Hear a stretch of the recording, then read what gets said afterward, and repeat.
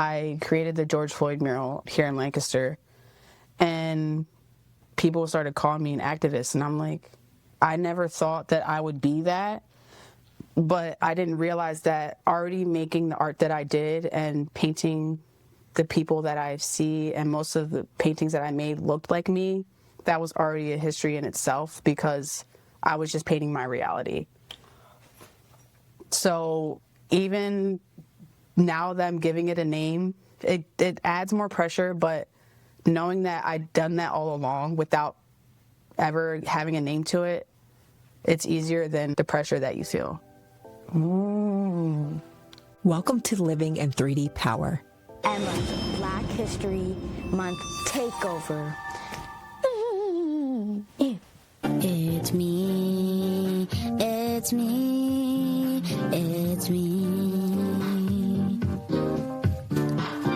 It's me, it's me, it's me.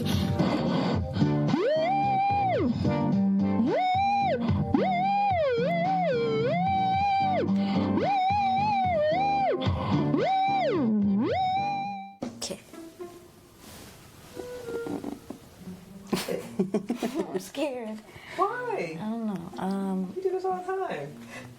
Yeah, don't be scared. I'm not scared. You making me nervous.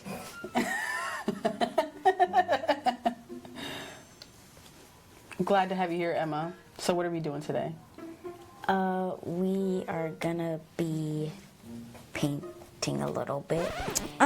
Let's try that again. Hey, it's me, Emma. Welcome back to Living in 3D Power. And today we have another special guest, Keisha Finnie. She does murals and henna and more.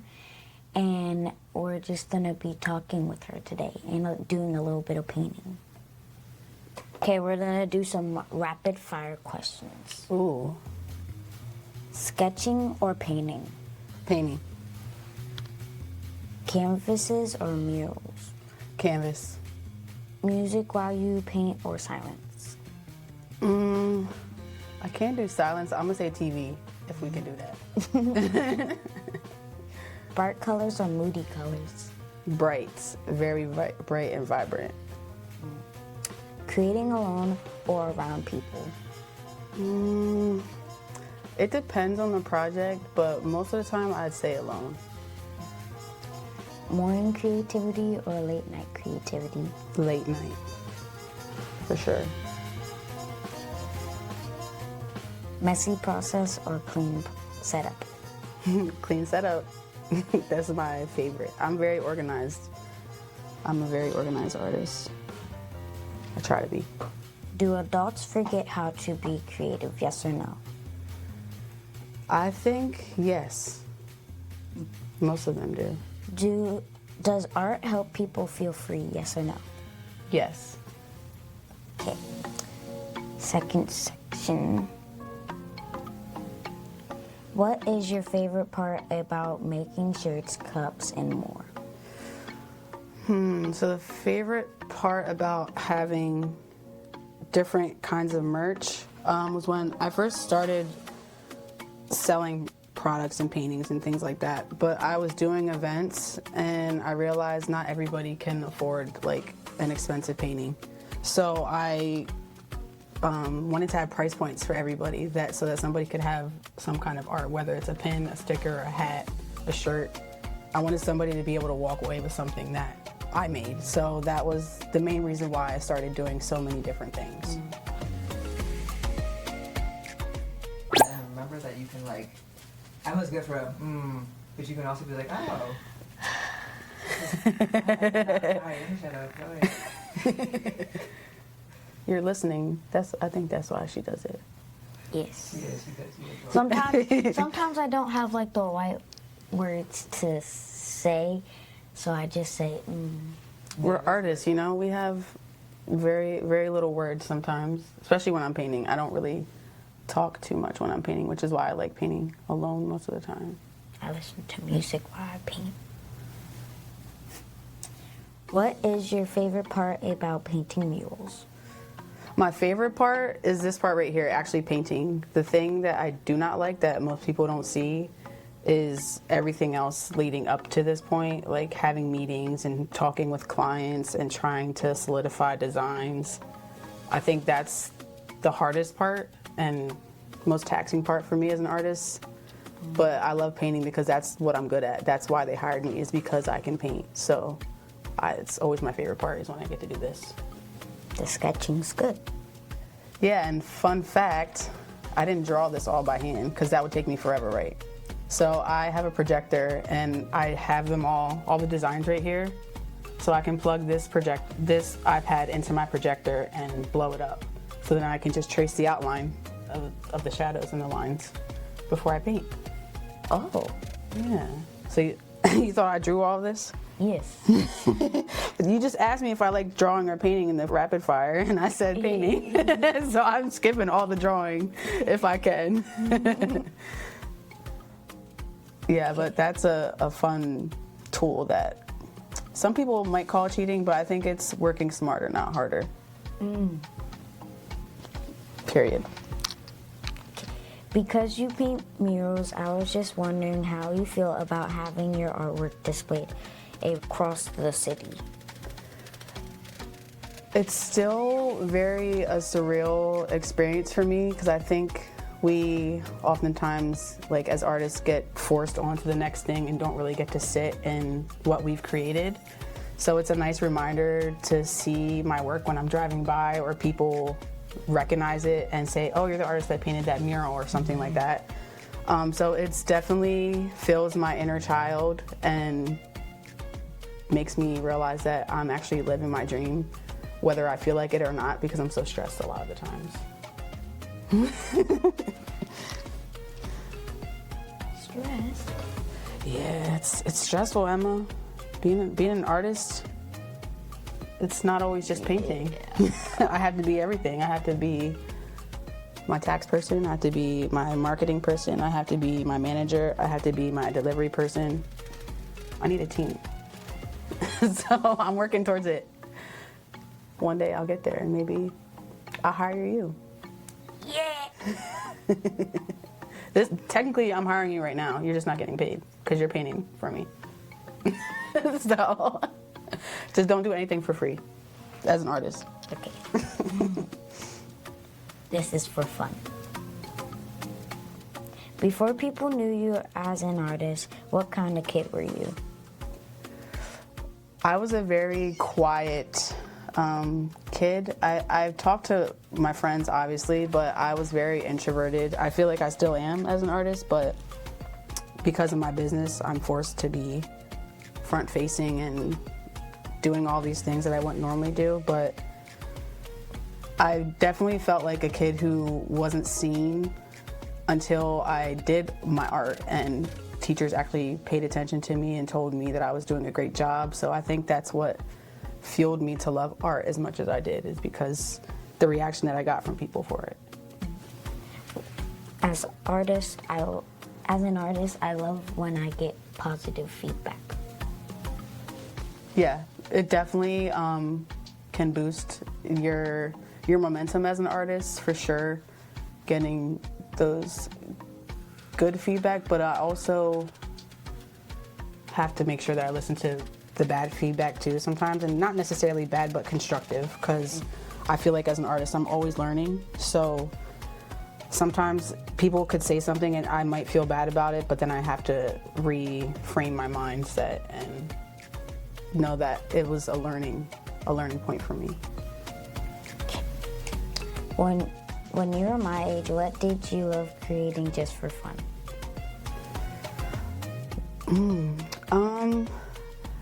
I actually didn't paint too much when I was at home as a kid. Most of the art that I did was in school, so I just liked being able to create whatever it was that the teacher assigned, whether it would be like, I have an old mask that I made when I was in school. We painted like eggs, that like real eggs. We blew out the yolk inside the egg and then we painted them on the outside. I did that when I was in like 6th grade, and my mom still has all of this stuff, so it's cool to look back and see the old things that I made and see the progress of how good I am now. We do this thing at my school where it's like when you like graduate from like elementary school, you get this like book of like all your drawings throughout the year. I love that. Why didn't my school do that? That's really awesome. So you look at all your stuff that you made since you've been in school. I can't wait to get mine because You made a lot of stuff this year. well, throughout the years. So since kindergarten, they've been doing it for you? I wasn't there for kindergarten. Oh, okay. Okay.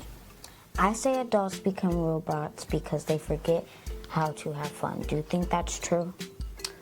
Yes, and I'm not gonna lie, I'm guilty of it sometimes. I think being an adult and having so many other priorities which aren't fun, like paying bills and going to work, and sometimes you can't do what you love as work. So I think that feeds into adults not being creative or feeling like robots because they're conditioned to go in and day out and work, and it's a different kind of lifestyle as an artist. So I think, yeah, adults can sometimes be robots if they're not consciously thinking about it. You need to have fun in your life sometimes. Yeah, I know. I need it, Emma. I really do. Wait till I finish this. I'm gonna have so much fun. Yeah. Yeah, so I mean, even me as an artist, I sometimes feel like a robot. Like these last few months, I've felt like a robot because I've been working on this mural for so long, and that's all it's been day in and day out is trying to get this done. So I do feel like a robot sometimes, but it's very impactful work and work that I love to do. So once I sit back and think about that, it definitely brings me back to the real reason why I'm doing this. Was there ever a time you felt yourself starting to lose your creativity? I feel like, yeah, there's definitely periods where artists have artist block or are not feeling as creative that they usually do. And for me, it's usually in the wintertime when it's not sunny outside, because I thrive like when it's warm outside and I can go outside and go hiking and be in nature, because that's a big part of my mental health and how I recharge. So not being able to do that in the winter is very hard for me. But right now, since I have this work, it's kind of like I'm forcing it out of me, if you can say that. So it's, yeah, it's like I don't really want to paint sometimes because it's cold outside and I don't want to be sitting in here, but to get through artist block, sometimes you have to just keep doing the work, and then you'll get that feeling back. How do you get your creativity back after you lose it?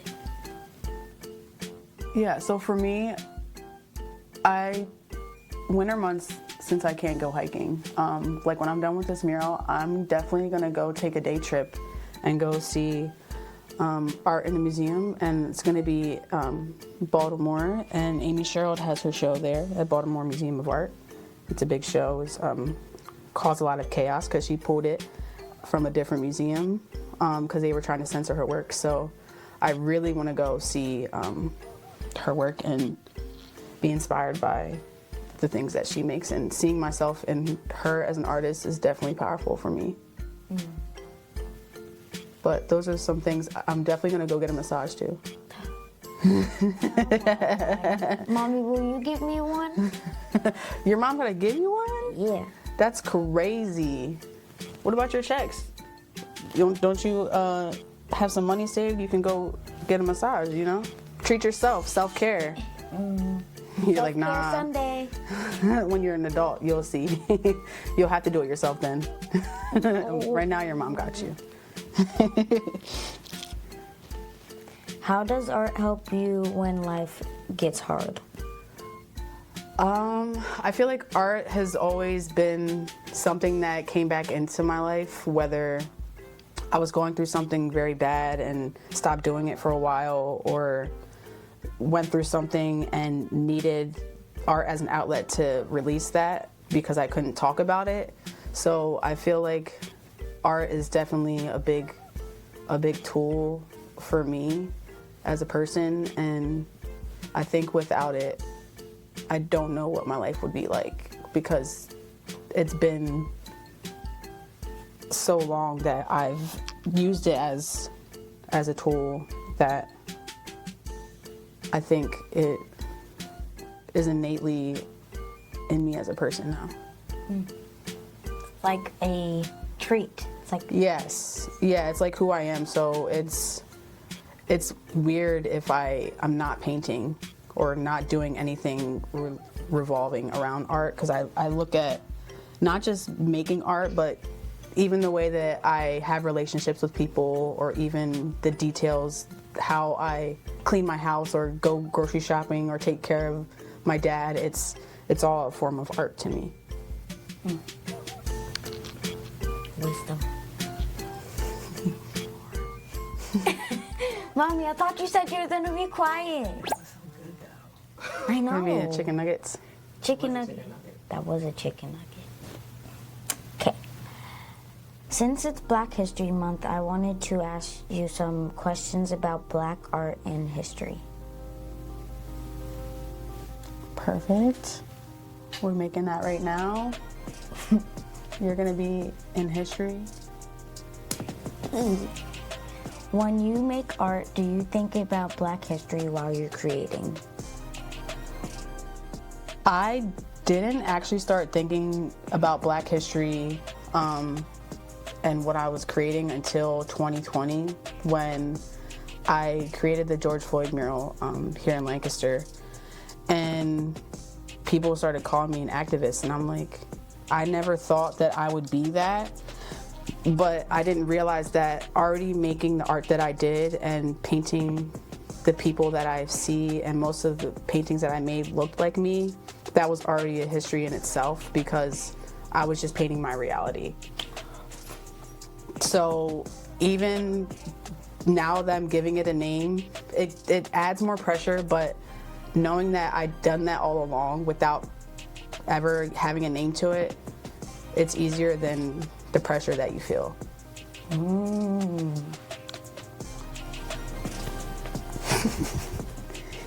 That was good. How do you learn about Black history? From books, school, people, or your own life? So for me, I learned about some Black history in school, but not as much as I learned as an adult. They didn't even announce it at my school. Wow, really? Yes. I'm so sorry, Emma. I'm very sorry. That makes me really sad. That makes me really, really sad.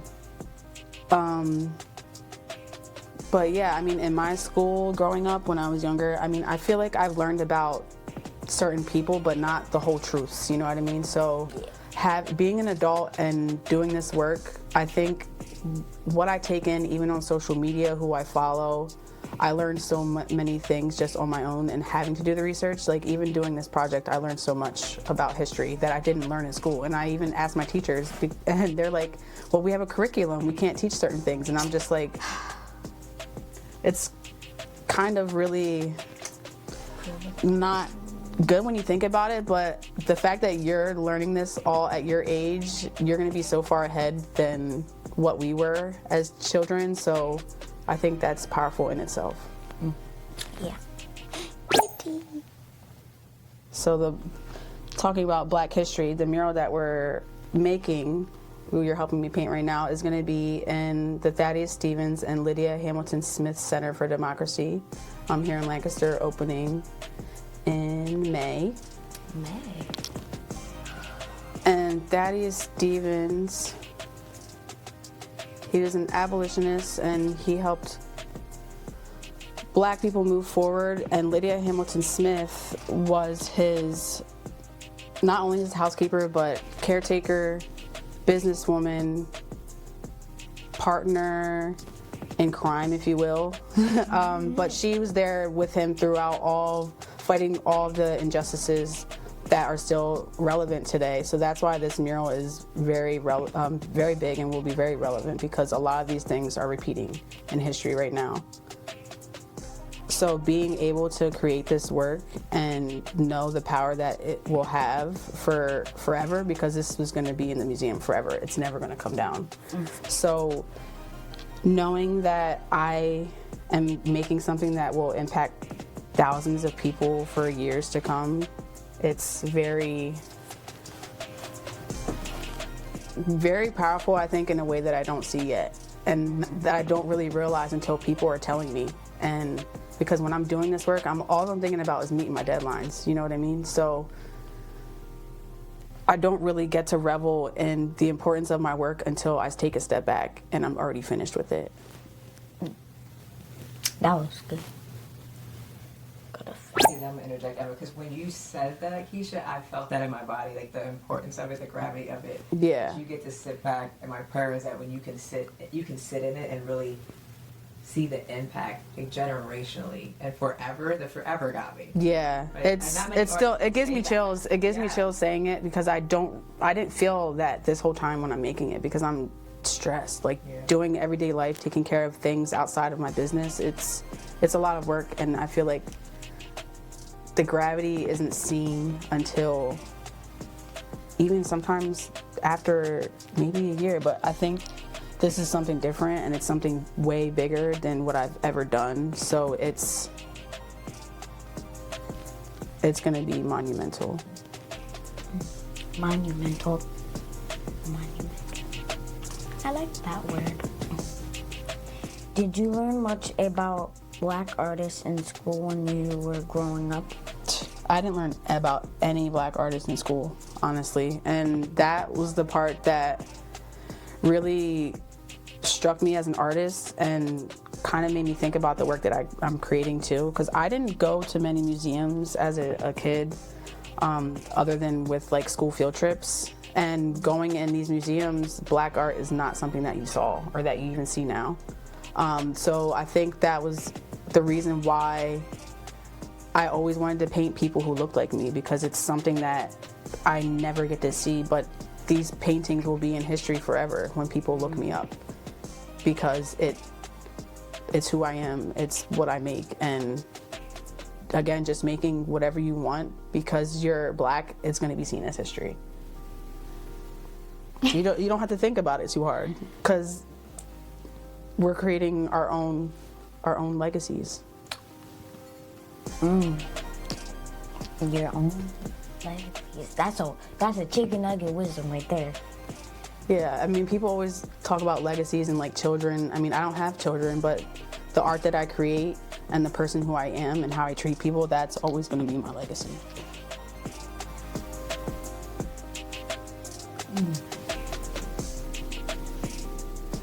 Okay.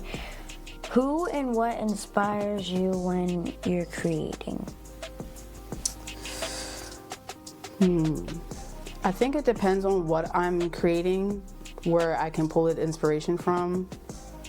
But I would say lately, like for this mural, I would say a lot of it is like my ancestors, my community, the people around me. Having a community is really big and important for me, because it keeps me going when I don't feel like it a lot of the times. Because artists, a lot of the times we're in rooms by ourselves just painting for years and hours on time, and we feel forgotten. But having the community or having people behind you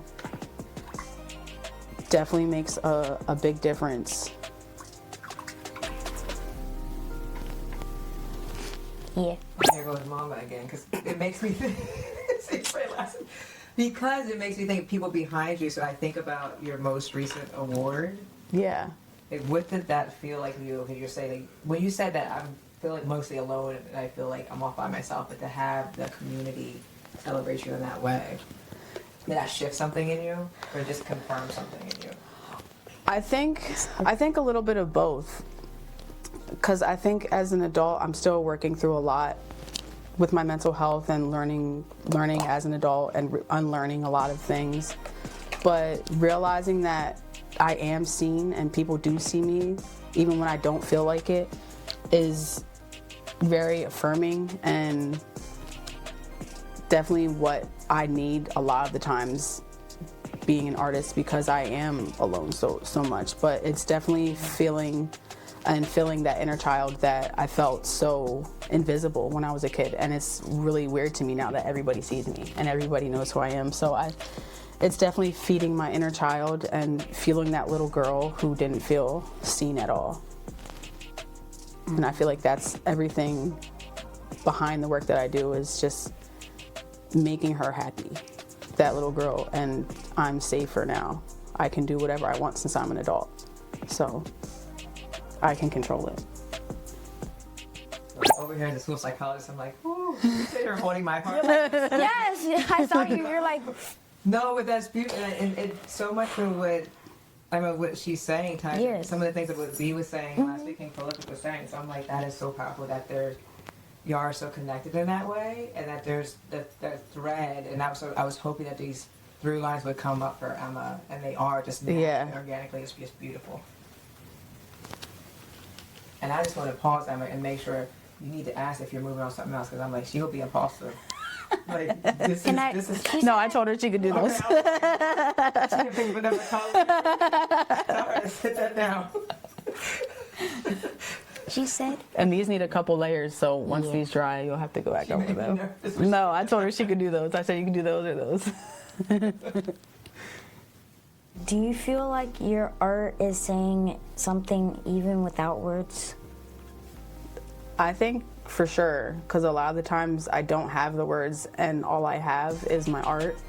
So being able to put my feelings in my art, which I couldn't always do, I think learning about mental health and learning about myself as an adult definitely helped me learn how to make that translate over into my work. And it happens naturally now because it's what I live every day. So it's definitely become easier. What do you hope kids like me learn about Black history from art? That anything is possible, and that you can see yourselves no matter what you're doing, no matter what job, no matter who you are, what friends you have, that you're important and your life matters. And there's people who came before you that are doing things that will help you be able to live in that comfortably and easier than what we have. That was good. I need this hype man all the time.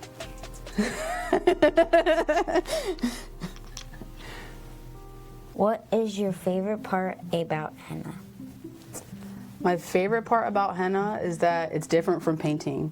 It doesn't require the same technical super detail, I would say. I mean, for me, painting these details is way harder than painting. I'm doing henna, but I like the option that I have to change different mediums, because henna for me is very therapeutic. I can easily do designs and let it flow. It's kind of like spa day to me. So I think doing henna is, for me, sometimes an outlet when I don't feel like painting or I don't feel like drawing. I feel guilty because I'm not doing art, but I'm just like, oh yeah, I'm doing henna, and that counts. Yeah. There's a bunch of art forms, even if it isn't painting. Yes. And when you did my henna, it was like therapeutic too. I was Just like, watching, right? yes, it was satisfying. Yes. And when it peeled off. It's very, very satisfying. But I think me being an artist and drawing helped me do henna as well.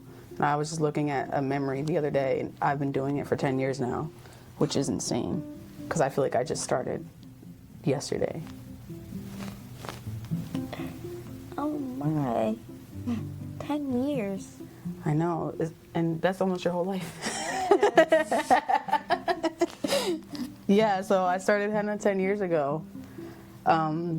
But it wasn't always a part of my business. I was practicing on myself and my nieces and people around me before I wanted to make it an extra part of my business. How do you want people to feel when they look at it?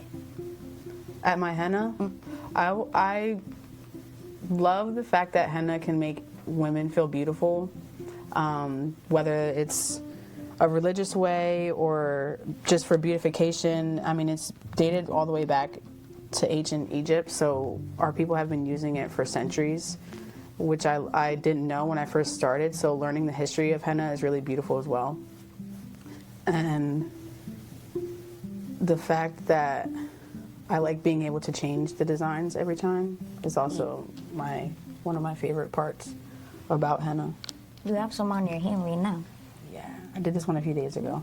Flowers. Because I had an event last week. I always try to put it on my hand too before I have events because it's free promotion, you know. Mm-hmm. Does it feel different because it's on someone's body? It's a different form of art, but I like that it's art that people can take with them and experience rather than like a painting hanging on the wall. Because the fact that it's not permanent is, I think it teaches me mostly to not hold on to everything so much as I do. Because like with my paintings, I'll keep these things for a year because I don't want nobody to have them. They're like my babies. So doing henna is teaching me letting go a lot of the time because it's art that people take with them that I can never see besides a picture. So if I don't have a picture and I did a really good one, I get sad. What happens when artists don't compete with each other and work together? When we don't compete and work together, I think that just makes us more strong as people, as a whole. I see it a lot being an artist here in Lancaster. There's definitely that kind of push and pull or people trying to compete with each other, but everybody's art is different and the audience can be anybody. So I think there's room for all of us to be successful, no matter what kind of art you make, because not everybody likes the same thing. What you like might be different from what somebody else likes. So I think working together and sharing knowledge and that we can as artists is definitely going to make us powerful against the people who we are trying to get ahead of. So we can't get ahead of each other if we're already competing in it. We can't get ahead of everybody if we're already fighting the people who understand us the most. So I think it's definitely takes time for people to realize that and for some artists to realize that, because some artists are more successful than the others. So I think that might make people feel a certain way. Yeah.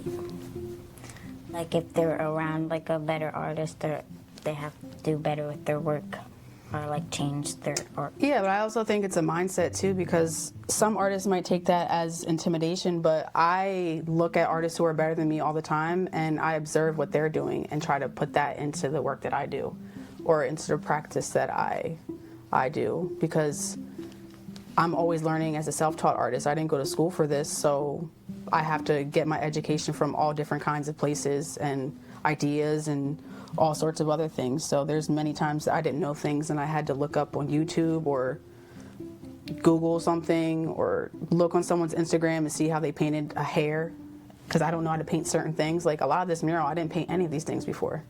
I'm just guessing and hoping it turns out right. But you didn't know that. So yeah, I think there's definitely a balance. You're part of Speak to My Soul, and I'm going to interview Evita too. What does being in a Black community mean to you? It's definitely a family and something that I hold very close to my heart as an artist, because they just get it and they always have. And having people who understand what you go through, not only in business but just in life, really makes you feel like you're not crazy when everybody else tells you that you are. So I think it's, yeah, in the short time that I've been in Speak to My Soul, having the support not only emotionally but professionally has been a blessing that I always tell Evita how much she helps me. So yeah. Aww. What do you hope people feel when they walk into a space full of Black art and Black voices? I hope they can feel the power that we have as people, because a lot of the times we're only shown just the sad parts of being a person of color, or the things that we go through. We're never really shown the joy or us being happy. So I think that being one of the most important things that people see when they go into an exhibit with Black art is important. Yeah. Because we're happy too. Of course. That joy. Through it all. Okay. What do you hope kids like me learn about your art? I hope kids who look at my art can learn that it's possible. Anything that you put your mind to is possible, and I'm living proof.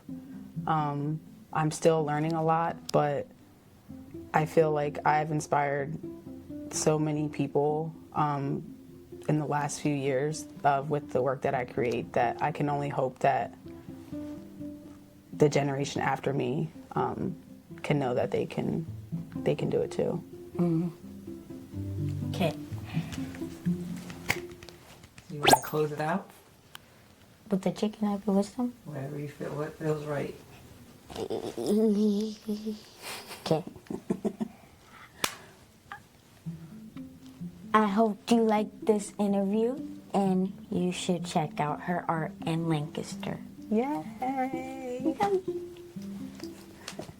Hey, it's me, Emma. You may be wondering why we were in a different setup, because we were in Keisha Finnie's home. And there was a cat in the background. She was so cute. But let's get to the point. I have some notes like we did for our other interview.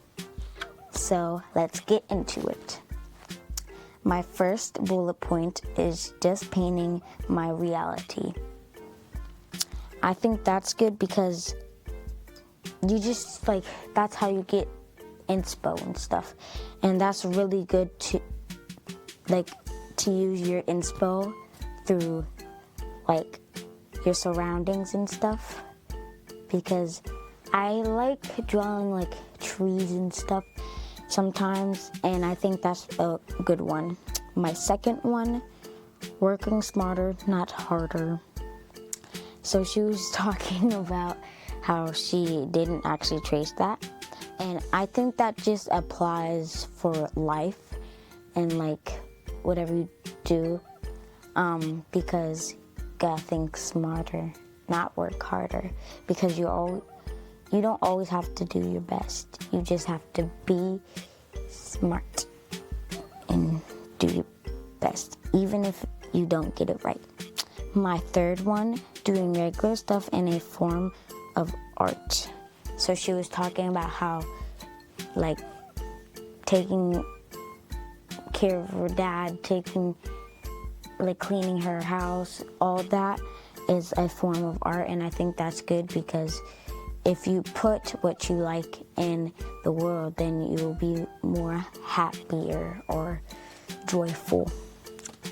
My fourth one is going to be monumental. I think that's good, and I also like saying the word monumental, because it's important to be monumental, even if 1,000 and million one people don't know you. You can only have a small amount, and that's okay. And my fifth one, it is who I am, it's what I make. I think that's a good one, because it's just wisdom drop. God. Next one, your own legacies. I think that's good, because we had a section where we talked about legacies, and I think legacies are important because you pass it down and down and down, and that's just very important. you are important and life matters. She said that, and I think that's good because you are important.